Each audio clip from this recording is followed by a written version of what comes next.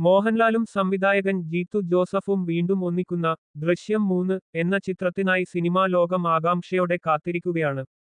ചിത്രത്തിന്റെ രണ്ടു ഭാഗങ്ങളെയും ഇരുകൈകളും നീട്ടി സ്വീകരിച്ച പ്രേക്ഷകർ അടുത്ത ഭാഗത്തിനായി അല്പം കൂടുതൽ ആകാംക്ഷ കാണിക്കുന്നതിൽ തെറ്റില്ല. കാരണം ജീത്തു ജോസഫും മോഹൻലാലും ഒന്നിക്കുമ്പോൾ പിറക്കുന്നത് ഒരു ഹിറ്റ് തന്നെ ആയിരിക്കും. ഇതിനിടയിൽ ചിത്രത്തിന്റെ പ്രമേയത്തെ സംബന്ധിച്ച ചില സൂചനകൾ സോഷ്യൽ മീഡിയയിൽ വലിയ ചർച്ചകൾക്ക് വഴിമാറിയിരിക്കുകയാണ്.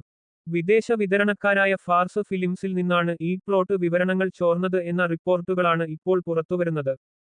ജോർജ് കുട്ടി ഇത്തവണ തന്റെ കുടുംബത്തെ പുറംലോകത്തുനിന്ന് മാത്രമല്ല, ഭയപ്പെടുത്തുന്ന ആ സത്യത്തിൽ നിന്നും ആ രഹസ്യത്തിന്റെ ഭാരത്തിൽ നിന്നും കൂടിയാണ് സംരക്ഷിക്കുന്നത്.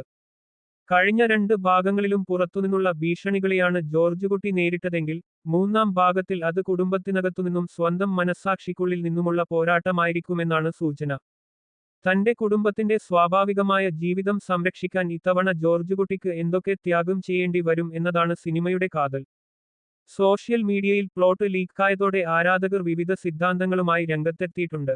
ജോർജ് കുട്ടിയുടെ ഒരു മകളുടെ വിവാഹവും അതിനെ തുടർന്ന് തെളിവുകൾ സഹിതം സത്യം വെളിപ്പെടുന്നതുമാകാം കഥയെന്ന് ചിലർ വിശ്വസിക്കുന്നു. പഴയ ആ മെമ്മറി കാർഡിലെ ദൃശ്യങ്ങളിലേക്കാണ് കഥ വീണ്ടും വിരൽ ചൂണ്ടുന്നതെന്ന് മറ്റു ചിലർ പറയുന്നു.